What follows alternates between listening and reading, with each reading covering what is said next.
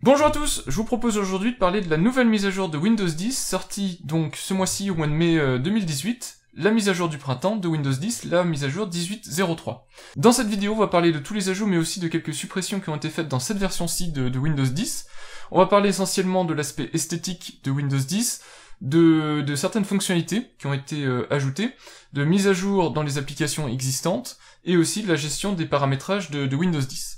Je précise aussi que cette mise à jour-ci de Windows 10 est dans la section Creators. Comme vous aviez la Creators Update, la Fall Creators Update, vous avez maintenant la Spring Creators Update, c'est son petit nom. Toutefois, par rapport aux deux versions précédentes, deux mises à jour précédentes, je n'y vois aucun dénominateur commun qui expliquerait la notion de Creators. Elle est bien dans la lignée des Creators Update, mais elle n'apporte aucune mise à jour significative dans la création de contenu, que ce soit en termes de vidéos, de photos, etc. Voilà, donc pour moi son nom est un petit peu usurpé. Spring Update aurait largement suffi. Voilà, on commence tout de suite par les différentes fonctionnalités ajoutées dans cette mise à jour. Pour installer Windows 10, vous avez deux possibilités, soit vous passez par Windows Update et vous attendez que Windows vous notifie d'une mise à jour, soit vous créez comme moi un support d'installation. Donc le support d'installation, vous allez sur le site Microsoft et vous pouvez créer sur un disque SSD, sur une clé USB, etc. Le support d'installation qui vous permettra de faire les mises à jour sur une ou plusieurs machines, quelles que soient les éditions. Ensuite, la mise à jour se passe à peu près de la même manière qu'une mise à jour via Windows Update, et une fois que la machine redémarre, vous allez vous rendre compte que maintenant, c'était déjà le cas dans la précédente version, vous allez avoir des questions sur la partie confidentialité de Windows. Donc en particulier, est-ce que la machine peut accéder à votre emplacement, localiser votre appareil, accéder à des données de diagnostic, accéder à des informations personnelles comme la voix, l'écriture, etc. Donc c'est à vous de choisir pour chaque question si vous répondez par oui ou par non, si vous laissez Microsoft accéder à ces informations-là, en sachant que si vous refusez, vous aurez éventuellement des contreparties négatives, à savoir par exemple, pour les trackers de publicité, vous aurez par exemple des publicités moins pertinentes que vous surfez sur internet. Maintenant, je vous conseille de bien lire chaque question et de réfléchir si vous voulez répondre par oui ou par non. Alors on commence tout de suite par le menu démarrer et puis l'aspect esthétique global de Windows 10. Même si je viens de le dire, Windows 10 18.3 n'est peut-être pas la plus grosse mise à jour en termes de Creators Update qui a eu lieu, toujours est-il, c'est qu'il y a des petites choses sympathiques. On va commencer directement par ce qui saute aux yeux, les effets visuels. Alors concernant les effets visuels, c'est l'apparition de Fluent Design et de ses mises à jour. Donc vous pouvez voir ici, à mon survol de souris, que toutes les tuiles du menu démarrer sont comme éclairées par derrière. En fait, on voit un effet lumineux par derrière, et ça se voit particulièrement bien ici, sur le calendrier. Voilà, et bien ça c'est le Fluent Design, mis à jour pour cette version-ci de Windows 10. Donc vous avez tous ces effets lumineux là, et vous avez aussi un effet d'acrylique, on va dire. Donc si je mets ici une application blanche, vous verrez que quand j'ouvre ici le menu démarrer, vous avez un espèce d'affichage. Ici on voit par transparence, mais très très ténu, flou, le fond de l'application qui se trouve en dessous. Alors malgré tout, si je vous montre ici le clavier, donc ça c'est le clavier virtuel si vous êtes équipé d'un écran tactile, vous verrez que vous avez bien cet effet d'acrylique, donc cet effet de transparence, mais les touches en elles-mêmes n'ont pas cet effet de rétroéclairage, donc ça fait, à mon sens en tout cas, un petit problème d'homogénéité dans l'esthétisme de l'application. Alors, l'autre endroit où ça se voit vraiment bien, c'est la gestion des paramètres. Alors on reviendra plus tard dans la gestion des paramètres. Mais si vous choisissez une section ici, vous allez voir ici aussi la barre de gauche qui prend cet effet translucide, voilà, et non pas opaque. Alors tout ceci se règle si vous n'êtes pas amateur de cet effet de côté translucide, un peu comme il y avait sur Windows 7 ou Windows Vista à l'époque. Tout ceci se règle donc dans la partie personnalisation. Vous pouvez aller ici dans les couleurs et vous pouvez désactiver les effets de transparence. Voilà, et vous vous retrouvez pas dans l'état où vous étiez dans la version Fall Creators Update, mais en tout cas dans un effet sans transparence, si vraiment ces effets de transparence vous dérangent. Je vous montrerai dans la suite de la vidéo une autre manière de gérer aussi ces effets de transparence là, donc une autre manière de configurer tout ça. Il y a aussi quelques petits ajouts sympas qui ont été faits, comme la partie affichage des tâches sous chronologie sur 30 jours, et puis aussi la gestion des contacts qui a été améliorée, la gestion de Cortana qui a été améliorée. Alors si vous vous rappelez, dans les versions antérieures de Windows 10, ce qui était apparu, c'était la barre des contacts, donc qui se trouve ici. Alors, cette barre des contacts là a changé en 2 points. D'une part, vous n'êtes plus limité à 3 contacts, et si vous voulez changer ça, eh bien, vous allez directement dans la section afficher les contacts sur la barre des tâches, et vous allez voir que ici vous pouvez changer le nombre de contacts jusqu'à 10, donc ce qui est assez pratique. Cette section-là se trouve dans la section personnalisation de la barre des tâches. Donc vous pouvez en afficher de 1 jusqu'à 10, et l'autre chose qui est assez intéressante, c'est que pour chaque contact, en fait, vous pouvez les réorganiser dans l'ordre de votre choix, ce qui vous permet de les trier, en fait, soit par ordre d'importance, soit par ordre de facilité de recherche. Et puis, comme d'habitude, cette barre de contact, vous pouvez la désactiver si jamais vous ne l'utilisez pas. Une chose à noter aussi sur cette barre de contact, comme avant, vous avez la possibilité d'ajouter des applications, mais cette liste d'applications qui est liée au Microsoft Store a été élargie. Donc vous avez maintenant un certain nombre d'applications disponibles. Voilà la liste des applications disponibles, donc au moment où je tourne cette vidéo, et cette liste d'applications va continuer tout doucement à s'étendre, à savoir que chaque application, c'est une possibilité d'interaction en plus que vous avez avec vos contacts. Cortana a également été retravaillé, donc Cortana c'est cette petite icône-là que vous pouvez activer avec le fameux et Cortana. Donc, si vous cliquez sur la version, le bouton Cortana, vous verrez ici l'apparition de tuiles, et Cortana va maintenant dialoguer avec vous, non pas par cette interface-ci, mais par votre Action Center, donc cette zone ici, il vous mettra les tuiles qui correspondent aux informations à partager. Alors Cortana également se configure, vous pouvez ajouter des comptes externes, donc par exemple ajouter des services comme Gmail par exemple, si vous voulez lui donner des capacités d'interaction avec votre compte Google, et vous avez aussi des comptes Microsoft. Mais vous avez aussi la possibilité, très facilement via des tuiles, ce qui est je crois un nouveau menu, avant c'était pas géré tout à fait comme ça, vous avez la possibilité de lui dire quels sont vos centres d'intérêt, et quelles sont les compétences que Cortana doit mettre en œuvre pour vous assister au quotidien. Donc en particulier si vous voulez avoir des rappels concernant certains jours spéciaux, de la météo, des résultats sportifs, de la finance, etc. Un des plus gros ajouts de Windows 10 18.03, c'est très probablement ce petit bouton-là, qui était historiquement l'affichage des tâches et qui est maintenant l'affichage des tâches historisé. Historisé parce que vous allez pouvoir reprendre, donc dans les applications évidemment qui le supportent, l'historique. Vous avez l'historique des choses que vous avez faites et vous pouvez reprendre directement à l'endroit où vous étiez. Donc si par exemple je clique sur cette tuile-là, ça va me rouvrir automatiquement Edge sur la page à l'endroit où j'étais exactement quand j'étais à ce moment-là. Ce qui est très intéressant, c'est qu'aussi cette liste-là, elle est partagée entre tous vos périphériques qui sont connectés à votre compte Microsoft. Donc à partir du moment où vous avez plusieurs périphériques, cette timeline-là va se mettre à jour et vous pourrez retrouver parmi tous vos périphériques là où vous en étiez. Donc vous pouvez commencer une navigation par exemple sur votre tablette et la finir sur un PC fixe, donc la reprendre très facilement en cliquant sur le bouton, et donc vous pouvez ainsi suivre facilement l'historique de vos activités. Alors évidemment moi l'installation a eu lieu depuis peu de temps, donc vous voyez que j'ai assez peu de choses, mais cette historique là est sur 30 jours, et puis on peut s'imaginer qu'assez rapidement il va se remplir, et donc vous avez ici une petite recherche pour rapidement par exemple pouvoir filtrer parmi les choses que vous recherchiez et retrouver rapidement le sujet qui vous intéressait. Une grosse mise à jour aussi, c'est l'application Microsoft Edge, qui est un navigateur assez intéressant maintenant, qui l'a toujours été, mais qui devient de plus en plus complet et de plus en plus compétitif comparé à Chrome ou à Firefox. Alors moi je n'utilise toujours pas Edge, toujours est-il c'est qu'il a des capacités qui sont intéressantes puisqu'elles sont vraiment liées aux nouveautés de Windows 10. Par exemple, vous avez l'aperçu ici des onglets ouverts, donc si j'en ouvre un autre, voilà, donc vous avez ici les 3 onglets avec 3 moteurs de recherche, et vous voyez que vous avez un aperçu visuel de ces onglets. Vous voyez aussi que vous avez toujours la capacité ici d'avoir ce nouveau effet Fluent Design un peu translucide, qui donne un arrière-plan un peu à l'application. Donc c'est assez intéressant. Ce qui est aussi intéressant, c'est que ce bouton favori ici est maintenant le bouton Hub. Alors le bouton Hub ici vous donne accès non seulement à votre historique de navigation, mais aussi à des nouvelles fonctionnalités. Alors malheureusement, actuellement il y a un certain nombre de fonctionnalités qui ne sont pas présentes sur la version française de Edge, mais en particulier maintenant vous avez la capacité de lire des livres, donc d'avoir ici des listes de lecture de livres, et d'acheter directement des livres sur le store Microsoft.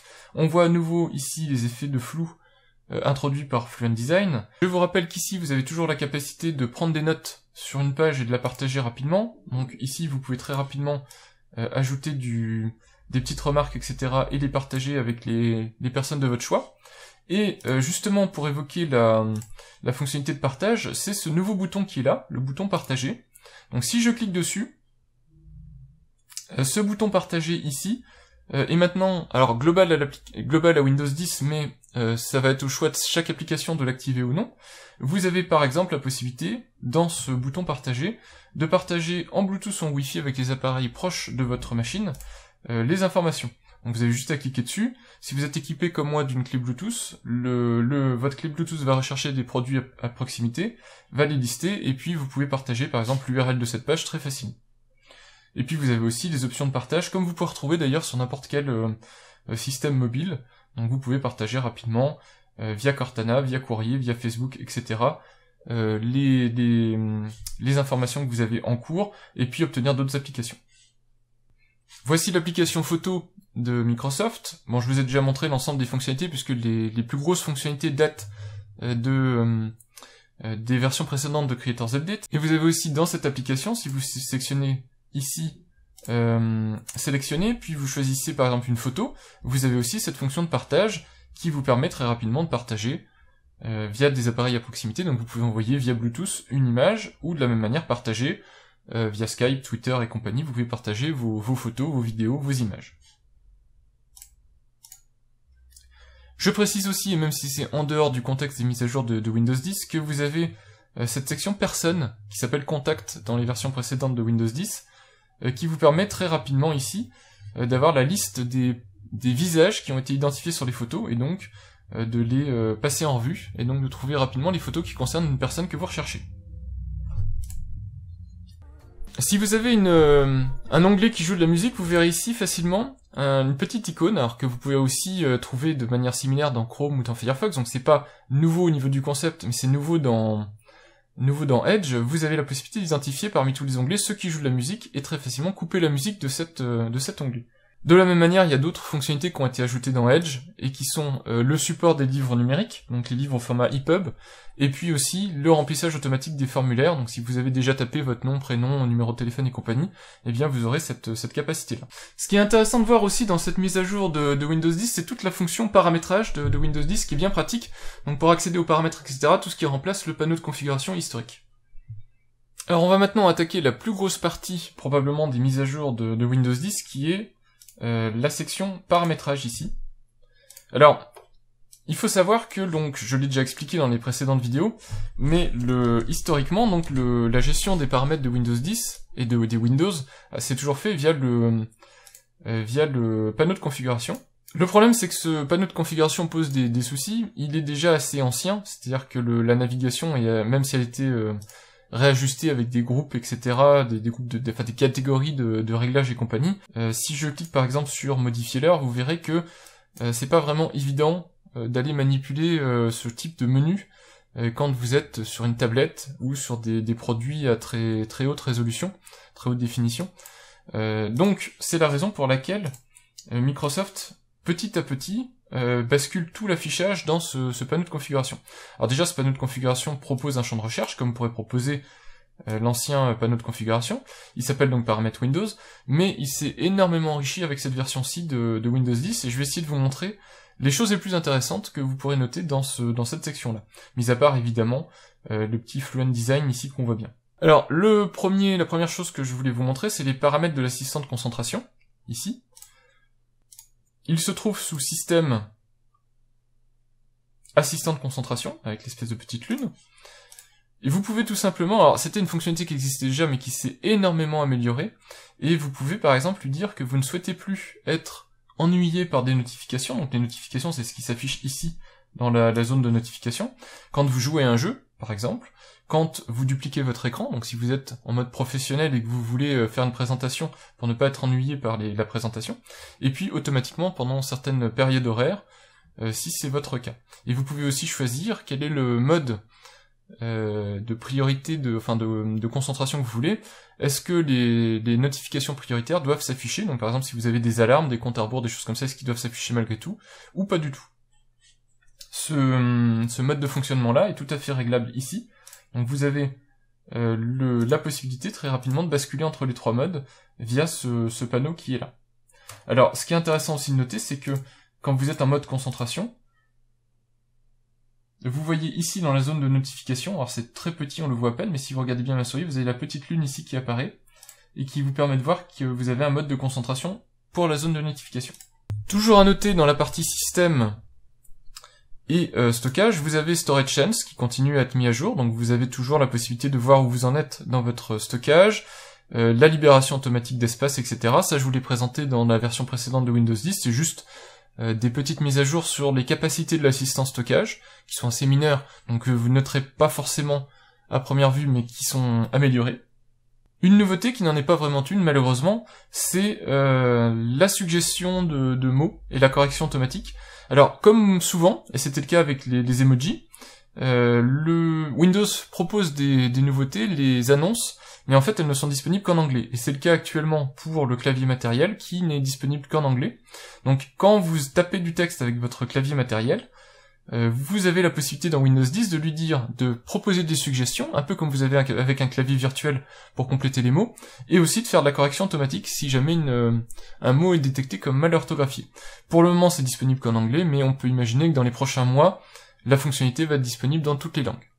En tout cas, c'est une suggestion pratique, puisque ça va vous permettre de gagner un petit peu de temps si vous n'êtes pas très rapide pour taper au clavier. Vous pourrez soit compléter les mots automatiquement, soit taper avec des fautes, et Windows corrigera automatiquement pour vous, dans toutes les applications, les mots mal écrits. Dans la partie système affichage, ici vous verrez aussi de grosses mises à jour, en particulier dans les paramètres d'affichage avancés ici, vous allez voir que dans l'espace de couleur ici, la gestion HDR ou SDR est supportée, donc vous pouvez maintenant faire des sorties HDR, donc ici on voit que je suis en 8 bits SDR, mais si vous avez la capacité avec vos cartes graphiques modernes de faire du 10 bits HDR, eh bien ce sera marqué. Une autre fonctionnalité qui est vraiment extraordinaire, celle-ci, c'est dans les paramètres graphiques ici.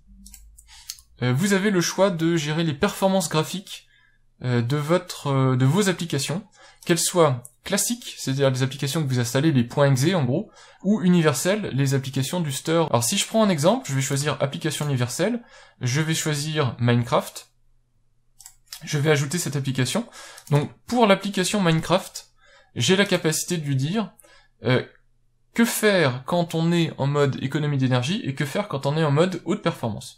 Alors malheureusement, la traduction française fait qu'on ne voit pas ce qu'il y a sur la droite ici de cette boîte de dialogue, donc ça je pense que Microsoft va devoir retravailler ce panneau-là, mais quand vous êtes équipé par exemple de machines portables qui sont équipées d'un processeur graphique interne et d'un processeur graphique externe sur la carte mère du portable ou externe, branché en externe sur le portable, vous avez la possibilité de dire moi je veux en économie d'énergie utiliser telle carte et en performance élevée utiliser telle carte. Donc par exemple, je peux lui dire Minecraft, je veux toujours des performances élevées, parce que Minecraft est une application de jeu, et donc je veux des performances élevées. Vous pouvez faire la même chose sur des applications classiques. Voilà, donc imaginons par exemple, je vais chercher l'application Capcom Disney Afternoon, qui est une petite application sans grande prétention au niveau des performances, et je suis sur un ordinateur portable, et bien je peux lui demander d'utiliser le processeur graphique interne, qui va consommer beaucoup moins, pour jouer à ce jeu. Et donc automatiquement, Windows 10 va sélectionner ce processeur graphique, et donc me faire économiser un petit peu de batterie quand je serai en train de jouer à mes jeux. Donc voilà, j'ai juste à régler ici, et ça va se faire automatiquement. Une autre énorme évolution, toujours dans la section système son, c'est que vous avez maintenant une intégration beaucoup plus complète de toute la gestion du son. En particulier, vous voyez ici qu'on voit mon microphone, qu'on voit mon volume, je peux dépanner chacun des produits, et puis j'ai aussi ici autre option de son, et si je rentre dedans, vous allez voir c'est très intéressant, il y a l'ensemble ici des applications qui tournent et qui émettent du son sur ma machine, je peux régler le volume principal, je peux régler sur quelle sortie le son doit être joué, donc ici c'est mes haut-parleurs externes, mais je pourrais basculer sur une sortie casque ou quelque chose comme ça, je peux choisir quelle est mon entrée par défaut, ici c'est mon microphone Bird, et puis éventuellement je peux dire cette cet onglet-là de Edge, je veux que sa sortie ce soit ma sortie SPDIF, je veux le basculer sur mes enceintes externes, voilà, enceintes haute fidélité par exemple. Et vous pouvez faire ça juste en cliquant ici sur des différents menus. Donc tout est intégré dans Windows 10, et je pense par exemple aux gens qui jouent ou aux gens qui font du streaming, vous allez très rapidement et très facilement pouvoir orienter vos flux audio vers les bonnes sorties, vers les bons périphériques de capture, etc. Donc un ajout qui est extrêmement intéressant et qui se fait, comme vous voyez, très facilement avec les nouveaux menus de Windows. Une autre grosse amélioration dans cette version-ci de Windows 10, c'est la barre de jeu. Alors la barre de jeu dans le sens où, en tout cas, elle a été redesignée. Donc elle apparaît soit en appuyant sur Windows plus G, ce raccourci ici, soit en appuyant sur la touche Xbox de votre manette Xbox si vous en êtes équipé. Vous voyez qu'au niveau du look, tout a changé. Donc il y a maintenant cet effet de transparence. Vous pouvez toujours prendre des photos, prendre des enregistrements, couper le micro, diffuser en direct. Et activer le mode jeu ici, qui est le mode qui vous permet d'économiser des ressources système, donc de dire à Windows 10 que vous avez besoin du maximum de ressources, et donc de ne pas être dérangé par d'autres applications qui vous utiliseraient des ressources et qui vous ralentiraient vos jeux. Alors contrairement à beaucoup de reproches qui peuvent être dits sur Microsoft, Microsoft travaille énormément sur la partie confidentialité de Windows 10. Je vous ai montré en tout début de vidéo lors de l'installation toutes les questions qui vous sont à nouveau posées concernant vos choix par rapport à la confidentialité. Vous avez cette section confidentialité qui est apparue et qui continue à être enrichie. Donc vous pouvez aller voir dedans, vous avez l'ensemble des réglages qui concernent la confidentialité. Évidemment, moins vous activez de choses, moins vous avez de fonctionnalités Microsoft opérationnelles, puisque Windows a besoin par exemple d'entrée vocale, d'entrée manuscrite, etc.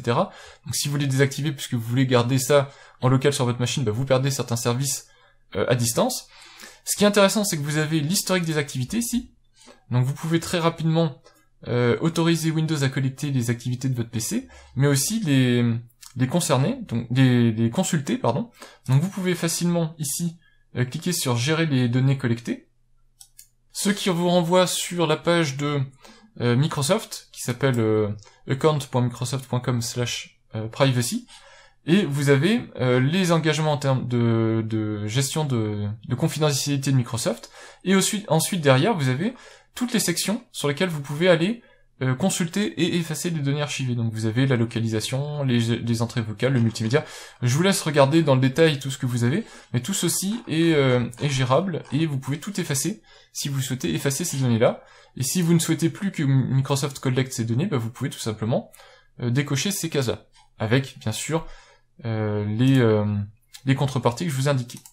Dans diagnostic, ici, vous avez la possibilité de choisir quel est le type de diagnostic que vous voulez mettre en place, en fonction du type de retour que vous voulez faire à Microsoft en cas de crash par exemple, mais vous pouvez aussi, ici, supprimer toutes les données de diagnostic très rapidement. Donc vous avez juste à cliquer ici, et Microsoft perdra l'accès à toutes vos données de diagnostic si c'est ce que vous souhaitez. Donc vous voyez, il y a énormément de choses concernant la confidentialité, que ça va de la caméra au microphone, aux notifications, etc. C'est à vous de déterminer ce que vous souhaitez que Microsoft ait accès ou non en fonction de vos choix et vos préférences personnelles. Je vous propose aussi qu'on se rende dans la section options d'ergonomie. Alors l'option d'ergonomie, ça va devenir un peu comme sous Android, le coin à bonnes astuces pour les optimisations, parce que sous la notion d'ergonomie, eh bien il y a non seulement la possibilité pour des gens qui auraient par exemple une vue nécessitant un contraste plus élevé, etc., ou une mauvaise vue nécessitant un narrateur, donc c'est dans cet endroit-là que vous allez trouver toutes ces possibilités-là, mais aussi dans cette section-là, vous avez des choses qui sont amenées à être utilisées par tout à chacun.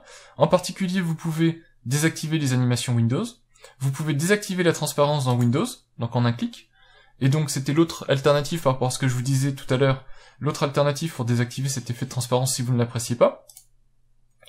Vous pouvez désactiver cet effet de suppression des barres de défilement. Alors pour vous montrer en quoi ça consiste, c'est assez simple, voilà la barre de défilement. Par défaut, depuis les versions précédentes de Windows 10, si cette option-là est activée, vous voyez que les barres de défilement, quand vous n'êtes pas dessus, elles se rétrécissent en fait, pour être visuellement moins gênantes. Et puis il faut aller dessus pour qu'elle s'ouvre. Eh bien si vous n'aimez pas ce comportement-là, vous pouvez tout simplement le désactiver et vous allez avoir toutes les barres de défilement ici et là, toujours disponibles dans toutes les interfaces Windows 10 modernes. Et puis c'est facile de l'activer ou le désactiver. Vous avez aussi la possibilité d'augmenter la durée d'affichage de notifications. Si vous n'avez pas le temps de les lire habituellement, vous pouvez les mettre plus longues. Donc voilà encore une section très intéressante des paramètres Windows qui permet très rapidement de faire des réglages assez intéressants concernant votre machine. Enfin, quelques petites choses à noter concernant Windows 10. Quand vous allez installer, vous allez voir par défaut que vous allez avoir maintenant Documents et Images présentes dans ce menu latéral-là. Et ce menu latéral-là se configure. Moi, je vous conseille de le configurer. Ça peut vous emmener très rapidement dans des sections intéressantes, téléchargement, musique et compagnie. Tout ça se règle dans la section personnalisation et accueil, dans lequel vous pouvez choisir les dossiers affichés. Donc vous avez l'explorateur de fichiers, paramètres, documents, téléchargement, etc. Donc c'est à vous de choisir ce que vous voulez afficher dans cette barre-là, qui s'affichera aussi en fonction de la place que vous avez, puisque plus vous allez lui laisser de place, plus il y a de choses qui vont pouvoir s'afficher dans ce menu de gauche. Donc vous allez avoir par défaut documents et images, et puis à vous de voir ce que vous voulez avoir en continu. Si vous voulez en savoir plus sur toutes ces astuces, avoir la vision de Windows, enfin de Microsoft, et apprendre peut-être quelques petites nouveautés sur ce qui est sorti dans Windows 10, n'hésitez pas à aller dans la section astuces, vous avez juste à taper astuces et ouvrir astuces. Vous verrez dedans les informations que partage Microsoft sur ces nouveautés. Donc vous pouvez l'avoir en vidéo, si vous voulez voir une petite vidéo rapide des nouveautés de Windows 10.